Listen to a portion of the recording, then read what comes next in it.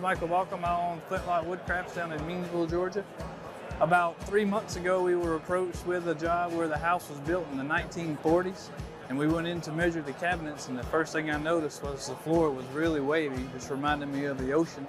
And the first thing that I had come to mind was the Häfele AXILO products that I see online and how they're able to adjust individually depending upon how wavy your floor is, as long as you get the tool.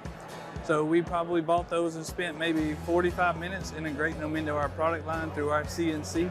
It drilled all the holes for us, we popped them right in, and then once we made it to install, we were probably there for 4 hours installing on what would have been probably a 2-day project, leveling the cabinets, that the legs made so much easier for us. I would recommend it to anybody who builds cabinets, especially in remodels, where the flooring conditions are usually less than optimal, where you're using shims or having to cut some of your bottoms of your cabinets off to get them level. With this system, you don't have to.